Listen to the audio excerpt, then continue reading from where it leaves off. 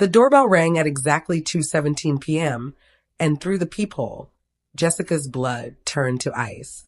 There I stood, holding a small wrapped gift, wearing my best Sunday dress and the kind of smile that promised trouble.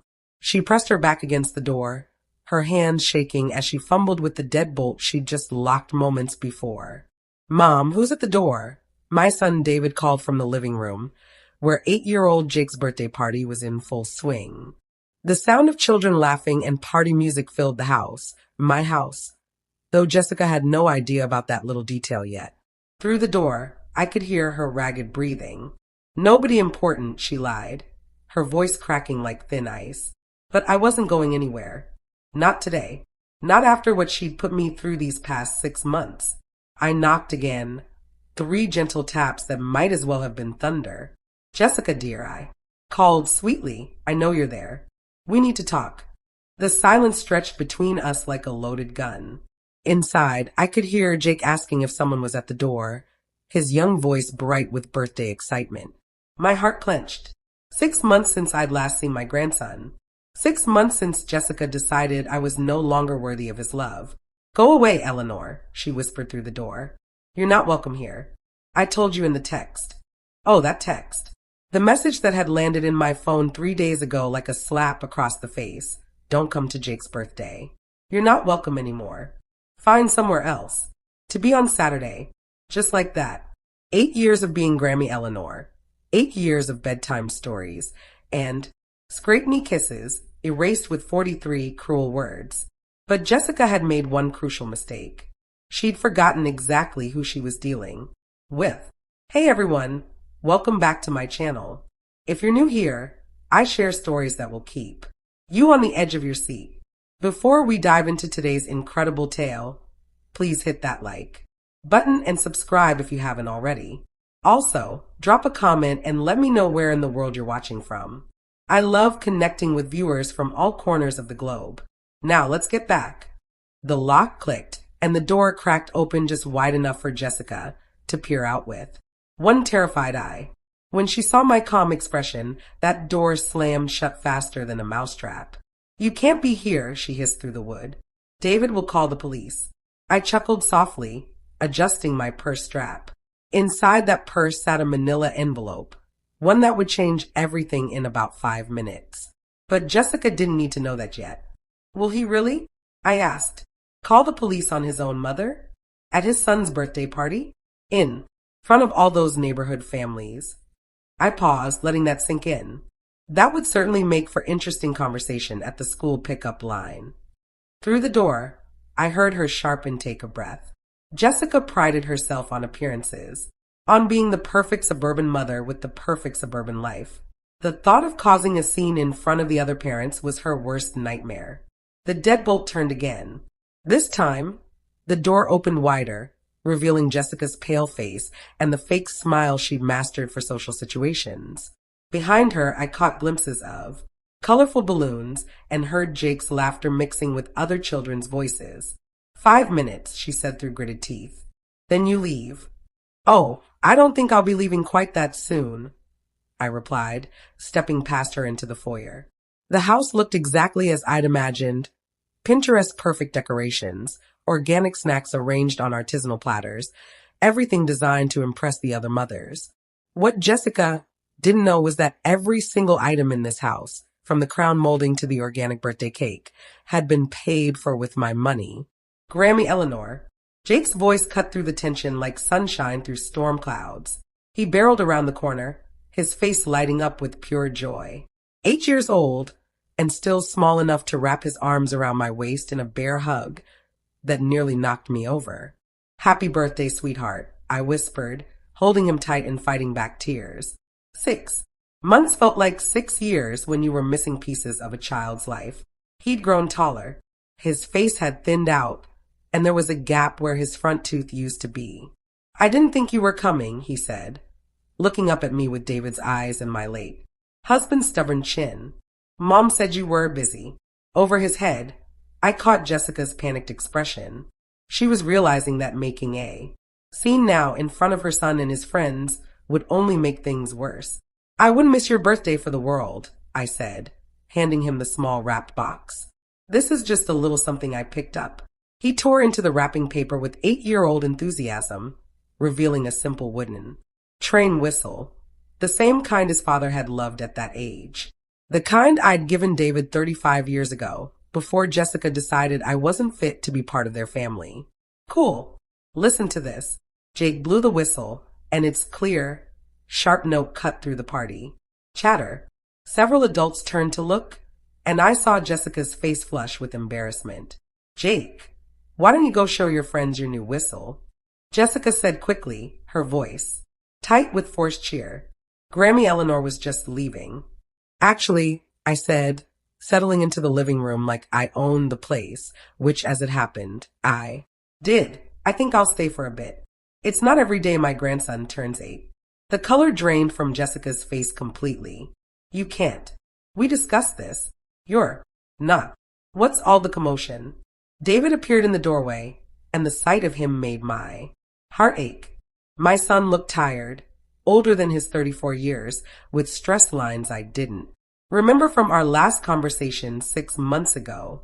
Hi, sweetheart, I said, standing to hug him.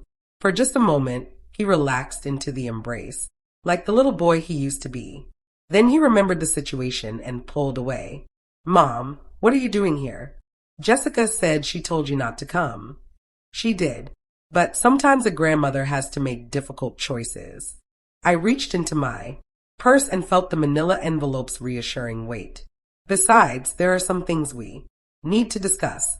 Important things. Jessica stepped between us, her face flushed with anger. This is not the time or place. There are guests here, children. Yes, there are, I agreed. And they're all enjoying a lovely party in a beautiful home.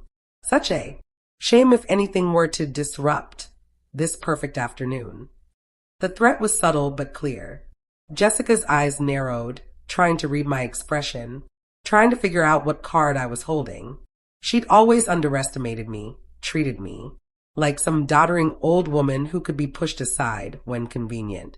She was about to learn how wrong she'd been. David looked between us, confusion and frustration warring on his face. Can we please not do this here? Mom, maybe you should. Should what? Leave my grandson's birthday party? Miss another milestone in his life?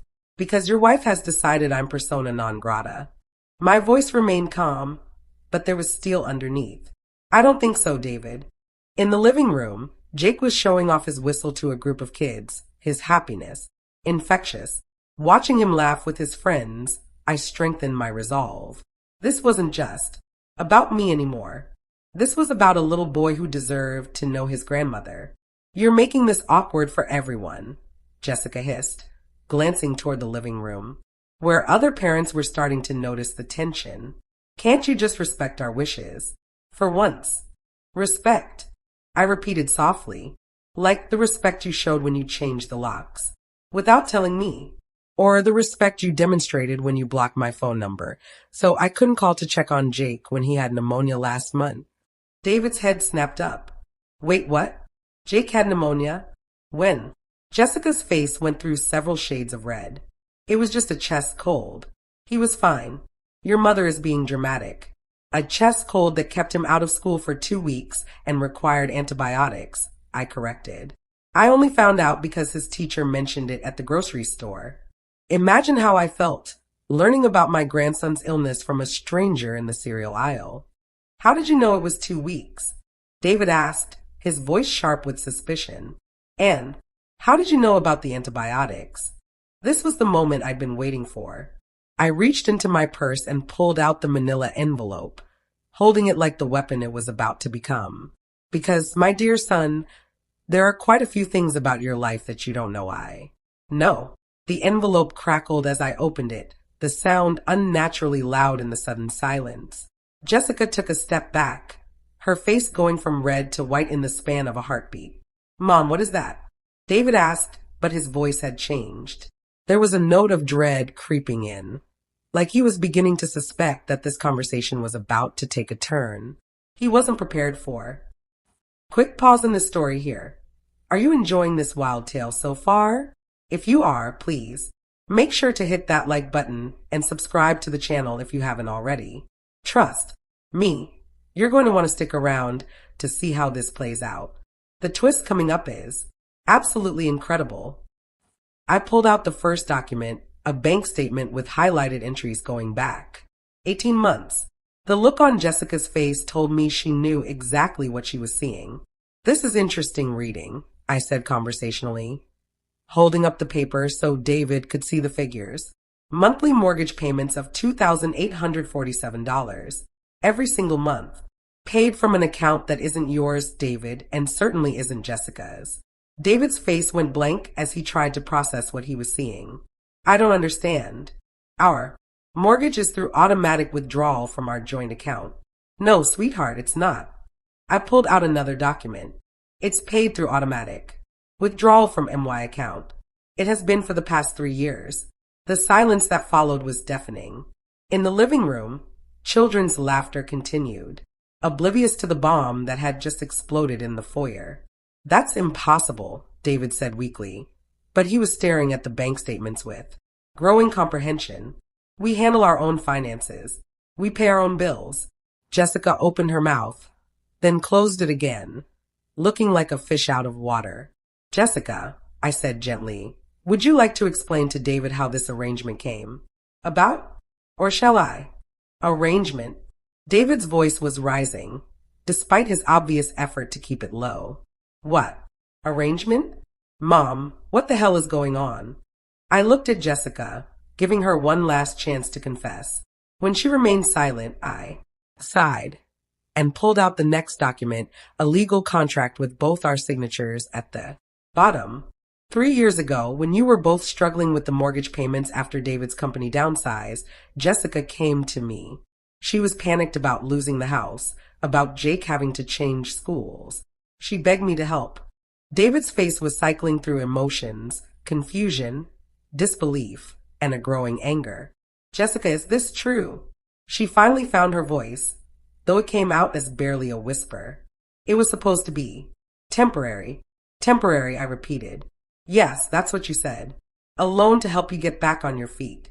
But when I offered to write you a check, you said that wouldn't work. You needed something more discreet. I handed David the contract. His hand shook as he read it. You see, son, Jessica didn't want you to know that we were struggling financially. She said it would hurt your pride, damage your marriage. So we worked out this arrangement. I would take over the mortgage payments, and in exchange, the deed would be transferred to my name as collateral. David's face had gone completely white. The deed, you mean? I mean this house legally belongs to me, I said simply. Has for 3 years. I've been allowing you to live in it rent-free while paying all the expenses, mortgage, property taxes, homeowners insurance. Every cent of it. The manila envelope wasn't empty yet.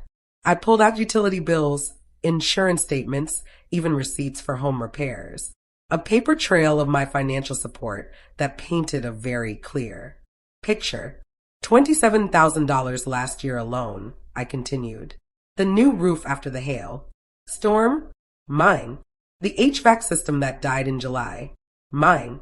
Even the landscaping that Jessica insisted would improve the curb appeal of what she thought was her house. David was staring at Jessica now with an expression I'd never seen before. Raw betrayal, mixed with humiliation and anger. You lied to me, he said, his voice barely controlled. For 3 years, you've been lying to me. David, I can explain. Explain what? That my wife has been keeping me in financial bondage to my mother. Without my knowledge, that every month for 3 years, I've been celebrating paying our mortgage when it was never our mortgage at all. In the living room, someone noticed the tension and turned down the music. The party was starting to wind down naturally. Parents beginning to collect their children and gather birthday party favors. Perfect timing. But here's the really interesting part, I said, reaching into the envelope one more time. The part that happened just 6 months ago. I pulled out a printed email chain, messages between Jessica and a real estate agent. It seems that around the same time, Jessica decided I was no longer welcome in my grandson's life. She was also making inquiries about selling the house. David grabbed the papers, his face going through a range of expressions as he read. You were trying to sell? Without telling me. The email chain was damning. Jessica discussing market values, asking about quick sales, even getting a preliminary assessment done while David was at work.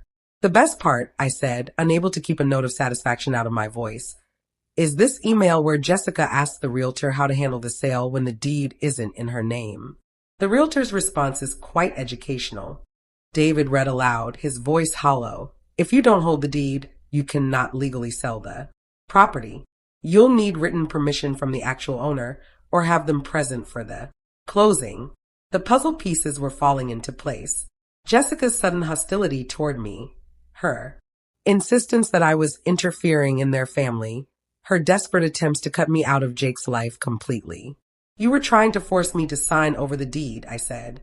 Cut me out of Jake's life until I was so desperate to see him that I'd give you the house just to have access to my grandson. Jessica's face crumpled. It wasn't like that. We needed our independence. David deserved to own his own home, with profits from selling MY House. I asked, that's an interesting definition of independence. The party had definitely quieted down.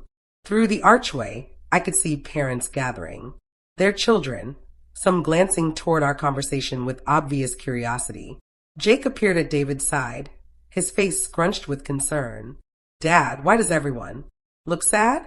It's my birthday. David knelt down to Jake's eye level, and I watched my son struggle to compose himself for his child's sake. Everything's okay, buddy. The grown-ups just need to talk about some boring stuff. Can Grammy Eleanor stay for cake? Jake asked hopefully. She just got here and I want to show her my other presents. Over Jake's head, David's eyes met mine. For the first time in 6 months, there was no coldness there, no distant politeness. Just my son, looking lost and hurt and asking for guidance. Grammy Eleanor can stay as long as she wants, David said quietly. This is her house. Jake's face lit up with confusion and delight. Grammy's house? Cool. Does that mean she can come over whenever she wants? Yes, sweetheart, I said, reaching down to ruffle his hair. It means Grammy can come over whenever she wants. The last of the party guests were filtering out, parents calling goodbyes and thank yous over their shoulders. Soon it would be just family, what was left of it, anyway. Jessica was crying now, silent tears streaming down her face. I never meant for it to go this far, she whispered. I just wanted us to have our own life. At my expense, I said. At Jake's expense. You were willing to deprive that little boy of his grandmother just to maintain a lie. David stood up, his jaw set with a determination I recognized from his childhood. When my son made a decision, he stuck to it. Jessica, I think you need to apologize to my mother, he said, and then we need to have a very long conversation about our marriage. But I held up my hand. Actually, David, there's one more thing. I reached into the envelope for the last document, the one I'd been saving for the finale. A quitclaim deed, already prepared and notarized, transferring ownership of the house back to David and Jessica.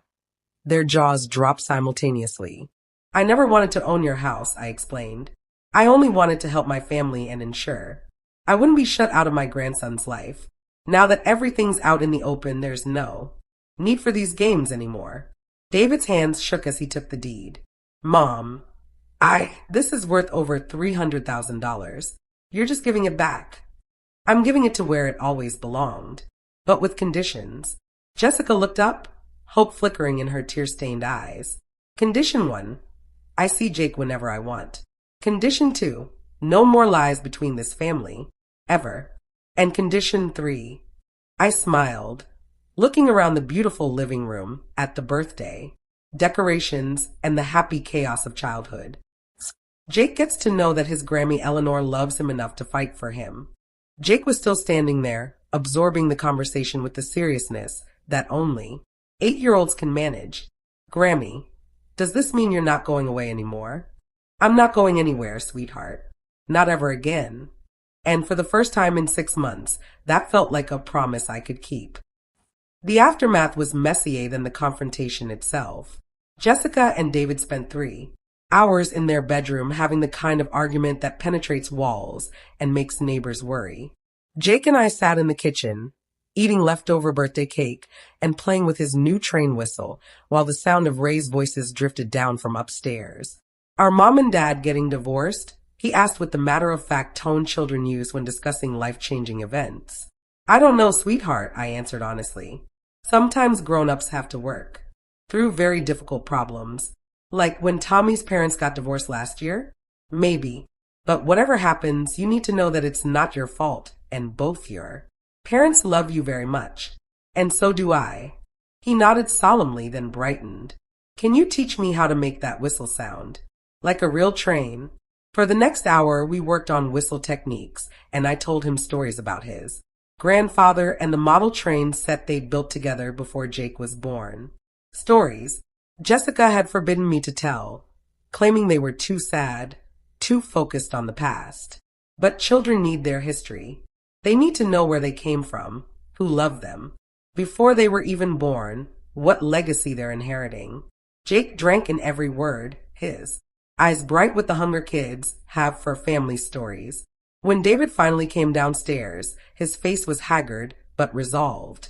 Jessica followed a few minutes later, her eyes red-rimmed but clear. Mom, David said. Jessica has something she wants to say. Jessica sat down across from me at the kitchen table, her hands clasped so tightly her knuckles were white. Eleanor, I'm sorry. What I did was wrong. Cutting you out of Jake's life, lying to David about the house, trying to manipulate the situation. All of it. She took a shaky breath. I was jealous, if I'm being honest. Jake adores you. And I felt like I was competing with this perfect grandmother who could swoop in with presents and stories and unconditional love, while I was stuck being the disciplinarian, the one who had to say no to ice cream before dinner and insist on homework before TV. Jessica, let me finish, please. Her voice was stronger now. I convinced myself that you were undermining my authority as Jake's mother, that you were spoiling him and making my job harder. But the truth is, I was scared that if Jake had too many people who loved him unconditionally, he wouldn't need me as much. Jake had been listening to this conversation with the intense, focused children bring to discussions about their own lives. Mom, that's silly, he said. I need everybody. I need you and Dad and Grammy Eleanor. Love isn't like cake. There's not less for everyone when more people have some. The wisdom of 8-year-olds strikes again. Jessica's face crumpled, and she reached over to hug her son. You're absolutely right, baby. Love isn't like cake. David sat down and took my hand. Mom, I need to apologize too. I should have questioned why you suddenly became so distant. I should have fought harder to keep you in our lives. I let Jessica's version of events become the only story, and that was wrong. You trusted your wife, I said. That's what married people should do. Jessica just needed to become worthy of that trust. The clock on the kitchen wall chimed 7 p.m. Jake's birthday was officially over, but something new was beginning. So what happens now? Jessica asked. I pulled the quitclaim deed out of my purse and placed it on the table. Now you both sign this, and I transfer the house back to you. And we start over. Just like that. Jessica's voice was small, uncertain. Just like that. But Jessica, if you ever try to shut me out of Jake's life again, I will use every resource at my disposal to ensure it doesn't happen. I'm 68 years old. I don't have time for games anymore. She nodded, understanding the steel behind my gentle tone. David picked up the deed, staring at it like he couldn't quite believe it was real. Mom, this is too much. The house, just giving it back. David, I don't need a house. I have my own perfectly lovely condo downtown. What I need is my family. What I need is to be part of Jake's life as he grows up. The house was always just a means to an end. But the money you spent, all those mortgage payments, consider it my investment in Jake's future. In all our futures. Jake was starting to yawn, the excitement of the day finally catching up with him.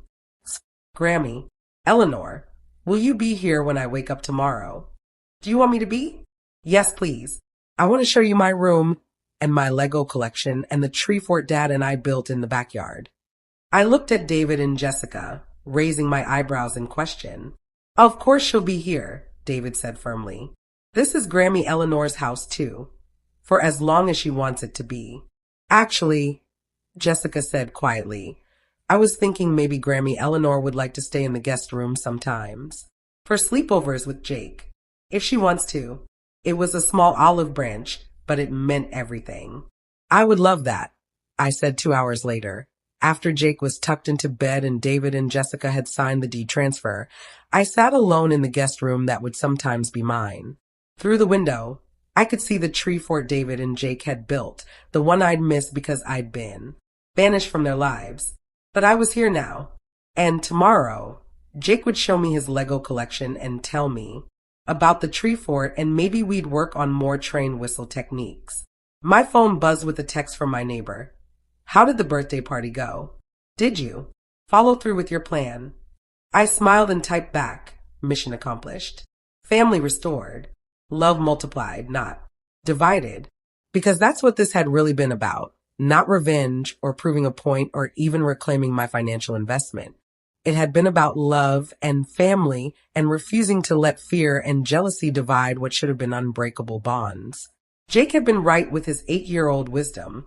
Love isn't like cake. There's always enough to go around. The next morning, I woke up to the sound of small feet running down the hallway in Jake's voice calling, Grammy Eleanor. Grammy Eleanor, come see my room. I smiled and reached for my robe. Some battles are worth fighting, and some victories are worth every moment of struggle it took to achieve them. This was definitely one of those victories. I hope you enjoyed that incredible story of family, deception, and ultimate redemption. It just goes to show that sometimes the people we trust most can surprise us, and sometimes love really does conquer all, even when it has to fight for its place at the table. What did you think of Eleanor's approach? Was she right to keep the financial arrangement secret until the confrontation? Do you think Jessica's apology was genuine? I'd love to hear your thoughts in the comments below. I read every single one and often respond. Personally, if this story kept you on the edge of your seat, please share it with your friends and family.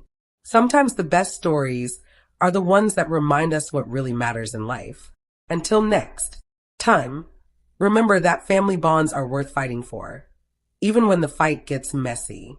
See you in the next story.